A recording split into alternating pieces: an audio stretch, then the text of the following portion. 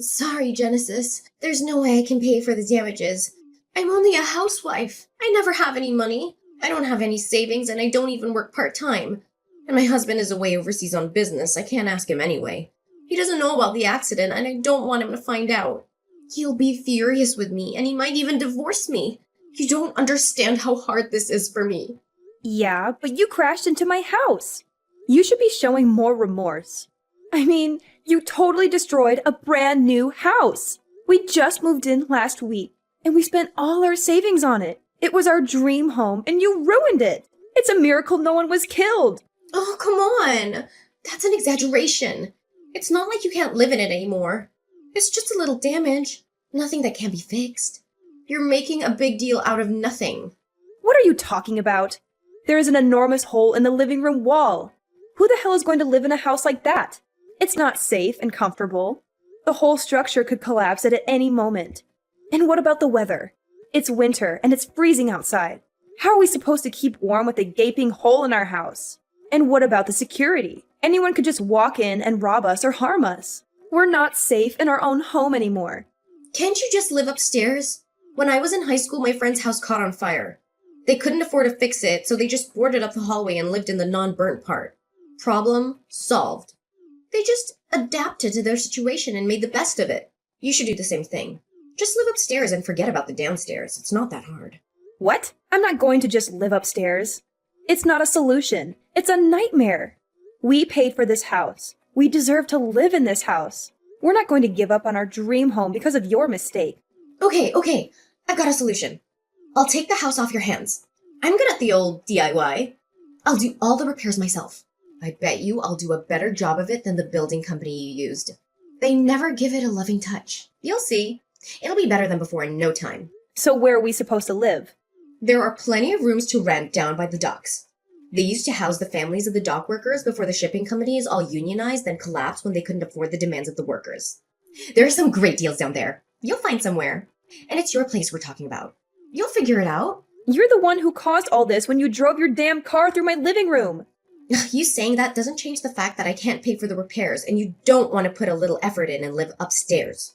My company went bankrupt last year and I've been a penniless housewife ever since. I couldn't pay for anything even if I wanted to. And it's your fault for not having insurance. What were you thinking? Someone could lose control of their vehicle and slam straight into your house. Without insurance, you'd be screwed. That's exactly what happened. Ugh, exactly right. What were you thinking not having insurance? I think you've learned a valuable lesson here. No, if you'd had third-party insurance, we wouldn't be in this mess. Don't you go try to blame me for this. Next, you'll be saying it's my fault for building a house right where you lost control. Good point, that. You have to pay for the damages. It's only fair. 200,000? You think I have that kind of money lying around? You must be joking. That nice policeman told you as much, right? You can't force someone out of bankruptcy. As I told you, I'm a housewife. There's no way I can pay $200,000. I feel sorry for you, but you're just gonna have to give up. You've had bad luck. It sometimes happens. Can't you get your husband to lend you the money? Or your parents? You can't just leave us with a gaping hole in the front of our house. The cold and the safety issues go without saying, but it also looks horrendous. Surely you can find a way to make this right. Well, my husband does have money, but he's the stingiest person in the world. He steals toilet paper from the bus station. He's a total tightwad. And things are tight back at my parents' house. My father was forced to take early retirement at 55 and just drank away most of the payout he got. I can't ask them for help. They'll disown me. Can you not make this about you?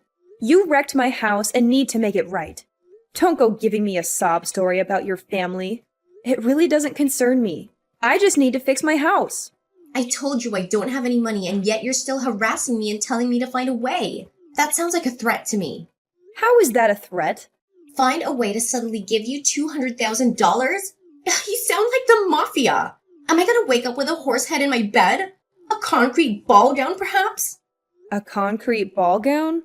Look, Genesis, I didn't crash my car into your house because I wanted to, you know? It wasn't part of a master plan.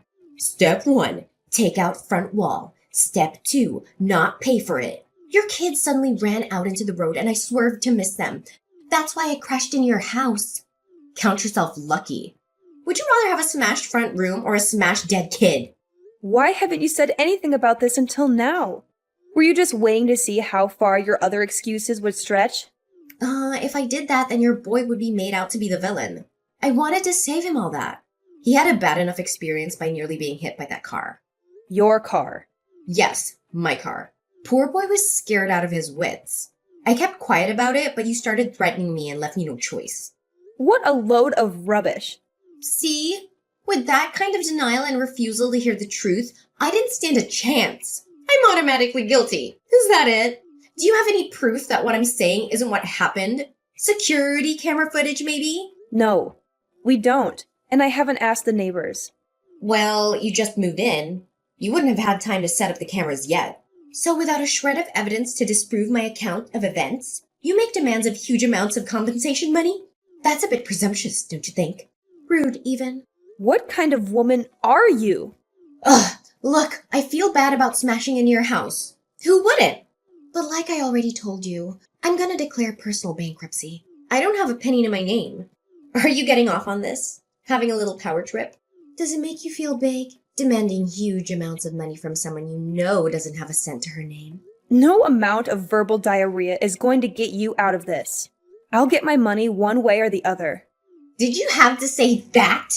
Come on, I'm under enough stress as it is. I don't have a car. Can you imagine how inconvenient that is? Unbelievable! Hi, I'm just following up on what I've overheard. Did my wife crash her car into your house? I can't believe she would do something like that. She's always been a careful driver. What happened exactly? Yes, she did. And she also said she declared personal bankruptcy recently, and there was no way she could pay for the repairs. I've just had that exact conversation with her. She claims that she has no money, and that asking you or her parents for even a loan is out of the question. She said she doesn't want to bother you with her problems, and that you have enough to deal with. So, we have a massive hole where the living room wall used to be, and no means of repairing it before winter comes. We're stuck in this situation because of her recklessness and irresponsibility. I'm so sorry for what happened. I had no idea she was in such a bad financial situation. She never told me anything about it. She always seemed happy and content with our life. I don't understand why she would lie to me and hide things from me. And I don't understand why she would crash into your house and cause so much damage and trouble for you and your family. I'm really ashamed of her behavior. I'm relieved to see you're taking this seriously. I was expecting the same brush off I got from your wife. She didn't seem to care at all about the consequences of her actions. She didn't apologize, offer any help, or show any remorse. She just tried to make excuses and blame me for the accident. Perhaps we can solve this problem with level-headedness. If this is all true, then I have no sympathy for my wife. It certainly is true. She drove her car right into our house. You can come and have a look if you need confirmation. Shall I send you some photos? She's claiming that my son ran out onto the road suddenly, and she was swerving to avoid him. But I don't believe her story for a second. Why? Do you doubt her story? Because when she crashed into our house, I called the police, of course. Nobody was hurt, thank God. So they interviewed her and us. There was never any mention of my child in her statement. Surely then was the time to say it? She only mentioned it much later when I started trying to get some money out of her. I think she panicked and thought of it to try to absolve herself of blame. I see. Well, yeah. If she only thought to mention it after giving her statement to the police, then it does lack credibility. Well, don't you worry. I'll make sure you get the $200,000. I have to warn you, that's only a rough estimate. The actual cost could be a lot more. Right. When you have an official quote, please send it to me. I'll pay it in full. But the matter of your child needs to be looked into. If there is a chance that what my wife is saying is the truth, then we need to take that into consideration too. Oh, yes. I guess you'll want to make sure of the actual events. Of course. I still can't believe she'd do such a thing. It hasn't sunk in yet. She's pretty volatile at the best of times, but I owe it to her to see if she's actually telling the truth. She's my wife, after all. I understand. I'll get back to you when I've spoken to the police again. Right. Thank you. I'm heading home. I should be back stateside the day after tomorrow if I can get a flight at such short notice. Let's continue this then. Can you just leave work like that? This takes priority. Yes, of course. I really appreciate it. Have a safe flight. Hey, how long were you planning on ringing my doorbell? If you ring and no one comes through the door, that should tell you no one is home. It's common sense. Anyway, I've disconnected it. I know you're in there, so just open the door already. You'll regret not talking to me. There you go, threatening me again. Who's out there with you? Some of your Sicilian friends? I'll regret opening the door. I've already told you I'm insolvent. I can't even pay for my car to be fixed. I forbid you to declare bankruptcy. What's the sudden change of attitude? Who is this? This is your husband, Charles. What? Where are you? I thought you weren't coming back for another few months. I heard about what happened and dropped everything. You've really gone and done it this time. What the hell were you thinking? Did you think you'd get away with it? Hang on a second. That's not what happened at all. I've explained everything that happened to Genesis and she started threatening me. What are you talking about? You drove your car into her house. She's trying to discuss the matter with you and you are trying to wriggle out of paying for the damages you caused by claiming bankruptcy. Like I told Genesis, I'm not the only one to blame here. Her son came out of nowhere. I had no choice but to take evasive action. If I hadn't done that, we'd be having a much more serious conversation. I've heard all about that too. It seems you only remember this as an afterthought. Why on earth would you not tell it to the police? I told Genesis this. If I just told the truth, her son would have appeared to be the cause of it all. I imagined the poor little guy shouldering the blame for having caused a car to destroy his house. I thought about the burden of shame that he would have felt for the rest of his life. I was looking out for him. I was thinking of his future. How many more lies are you going to keep adding to your story? It would be best if you just came clean and faced up to what you've done. No way. I'm not paying a nickel. I'm not the one who caused this. I did nothing wrong. If you still demand that I pay, I will declare bankruptcy. $200,000 is a huge amount of cash. I can't possibly pay it. I am a victim. Her son is the real cause of this. All I did was try and save his life, and this is the thanks I get? Thank you, Brittany, for saving my son's life. Now give me all your money. Now my own husband has taken the other side.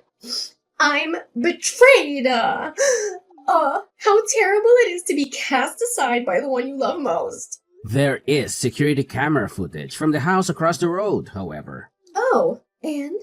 There doesn't seem to be any sign of the child you said you swerved to miss hitting. It would appear that you swerved for some unknown reason and accelerated into Genesis' house. That is what the video footage shows. Would you care to explain that? How about telling the truth this time? There is video footage, then. Yep, from the house across the street. They had recently installed the latest kind, so it is shown clearly. Genesis received a copy yesterday. The police, of course, also have a copy. I've seen it too. I watched it over and over, trying to see if I could detect even the smallest hint of a child in the picture. However you try and frame it, you are 100% to blame. And the driver is shown clearly? Yes, it is you without a doubt. You might have gotten lucky with one of those old grainy black and white cameras people used to use, but this was broad daylight and the video was 4K quality. I could even see the top of your snake tattoo that comes up the side of your neck. And the final nail in the coffin? You are taking a swig from a can of beer. There is no way out of this. It's a DUI at the least. Probably willful damage too. Not a lawyer in the country would touch it. Not even Johnny Cochran would take the case. By trying to hide it and blame it on a child, you've made it exponentially worse. Did you think you'd get lucky and be able to blame Genesis' son and get away with not paying anything? Wait, maybe I'm remembering it wrong. Maybe I just thought I saw a kid come flying out in front of me. But it's nowhere near a DUI. I was thirsty. All there was in the fridge was a beer, so I took it. A single beer. I spoke to the police right after it happened, and they didn't breath test me. What does that tell you? So what are you trying to say? You know there are laws in this state forbidding open alcoholic drinks in vehicles. You were drunk and drove into someone's house. Somehow, getting lucky that no one was in the living room, you are caught on camera drinking a beer and you would still try to get out of paying reparations? I'm astounded. I mean, I knew you were a little crazy, but I always found that unpredictable part of you fun. But you seem to be able to add lie upon lie without the slightest feeling of guilt. I'm sorry. I was lonely with you being away. Lonely? So who was the man in the passenger seat? Yes, Brittany. I saw him in the video. Oh, that's in there too, huh? I guess I should complain then. You think? This should have all been told to the police when they first arrive on the scene. You've tried to cover it up with all your lies. I was overseas, away from my family, trying to satisfy my boss in order to get a promotion, and all the while you were off drinking and driving into people's houses and having an affair? Wait, I repent. I've seen the error of my ways. I'll never do it again. I throw myself on your mercy. Forgive me. I was lonely on my own. You'd have done the same thing. I'm not a monster. I won't divorce you right away. For a start, you are now indebted to me to the tune of $200,000 to be paid as soon as your first paycheck arrives. First paycheck? You know I don't have a job. The first day of the rest of your life starts today. Get to work. First, you'll need a job, but I have taken care of it. And until it is all paid back in full, I'll be watching your every move. And I've enlisted the help of your father too. My father? Why did you go and do that for? He'll disown me. This is the end.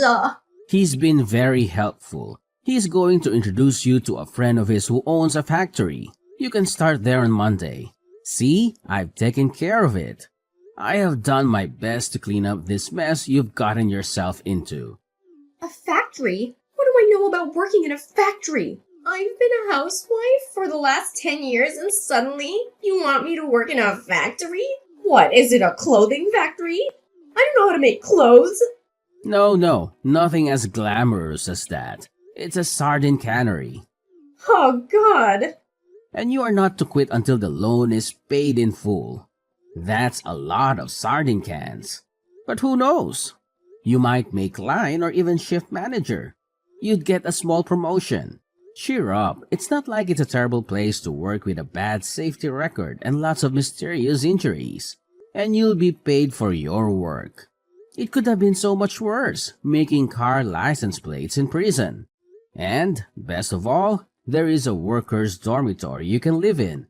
You'll be able to cut back on living costs. Hang on. I can't do physical labor. I haven't even walked further than the mall for more than 10 years. Please, Charles. I'll get a part-time job and pay you back little by little. This is Genesis again. It would appear that Charles has nothing further he wishes to say to you. No, what? Just listen to me. Why won't anyone hear me out? Okay, let's do it inside the house, shall we? I have an agreement for you to sign. If you refuse, I'll have no other choice than to call the police. Okay, I got it. I'll open the door. Hey, Genesis. Could you have a go at trying to make Charles see sense? You what? There is absolutely no way I can work in a factory or live in a dormitory until I've paid back $200,000. It sounds like a prison sentence. I won't be able to see my kids. He's taken this all too far. Too far? So you think you'd be better off in an orange jumpsuit in prison? Shall I call the police and see what they make of the new evidence that has come to light? I can easily win in court, and probably get a lot more than $200K. I have all the evidence I need. The judge wouldn't take long to make a decision, I bet. No, You aren't in any position to make demands. Don't worry, you should be able to pay off the debt in about 15 years. Give or take a year or two, and maybe time off for good behavior. What? Just kidding, but I hope you enjoy the fish factory. You will probably have all the sardines you can eat. Very healthy sardines. 15 years of canning fish. I feel sick. Hey, you never know. You will probably be able to put your other skills to work in the factory too. You know, when the machines break or the dormitory needs a bookshelf. You did say you were good at DIY, right? After that, Charles took Brittany back to her hometown and got her settled into the factory workers' dormitory at the sardine factory. Brittany's father went along too to introduce her to the owner. Apparently, it's back-breaking work loading the boxes of cans in the trucks. Working conditions are cramped, and the other workers are all from different countries, so it's difficult to communicate. The pay isn't bad once you are used to it and can work quickly, but for someone like Brittany who has never done a day of physical labor in her life, it is particularly grueling. She has to wake up early, work long hours, and endure the smell of fish all day. She has no friends, no hobbies, no fun. She has nothing but regret and remorse for what she did. I think she'll get used to it, even if it takes a few more months. She has, however, finally taken responsibility for what she did. She is focused now on paying back the money as quickly as she can. And the best outcome of all? Charles gave us the money we needed, and our house now has its living room wall again. And just in case, I've insured the house against further incidents like this.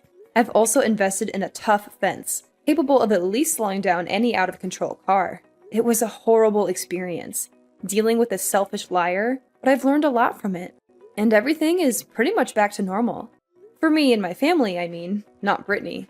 But she has all the time in the world to think about it. Well, 15 years, give or take. She has to live with the consequences of her actions, while we can move on with our lives.